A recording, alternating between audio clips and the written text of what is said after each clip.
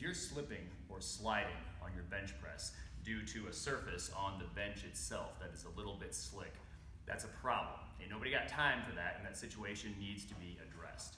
We use our legs, or we should be using our legs, on the bench press. They provide lateral stability, and they also support and reinforce our arch. So if you're training, and this could be at home, it could be at a commercial gym, but if you're training somewhere on a surface that is a little bit slick, we've got some solutions for you.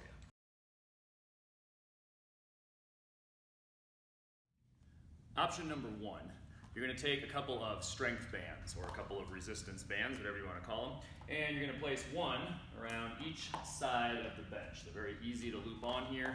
These are some skinny ones. If you've got some thicker ones, you can use those too. It's not going to matter a whole lot, but they're going to go around the bench pretty well. You may have to experiment with whether you like them to sit a little bit wider or a little bit narrower, but the basic idea is they're going to grip to the bench very nicely, and you will stick to the bands themselves very nicely. This is a pretty good option if you're going to, let's say, a commercial gym, maybe you're traveling and you didn't know that they had some slick benches, you didn't know that you were going to have a problem with it. If they've got some of these handy, you can grab them, put them on the bench, and it'll suffice for your training. Option number two, you're going to find a non-slip rug pad or a non-slip shelf liner. You can Google either one of those. Non-slip rug pad is what I would probably recommend. You can get, this is actually way too much material, you can get like a 2-foot by 8-foot section, I think at Home Depot or probably a couple other places for somewhere between like $8 and $15, so it's pretty cheap. And you really, we've never cut this one down to size, we just haven't gotten around to it, but that's what I would probably recommend. You just need to cut out about a 1-foot wide section, probably by about 4 feet long, just long enough to cover your bench. But if you don't cut it out, that's fine also.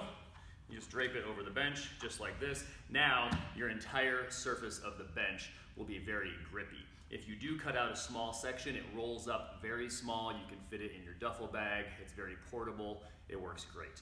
This is really the option that I would recommend. This is my favorite option. There are a couple other options as well. If you don't have a rug pad handy and you don't have any strength bands handy, you can also use a yoga mat if you've got one of those around. They're going to be about the length of a bench, and they'll be a little bit wider than the bench, but that'll work in a pinch if you need to.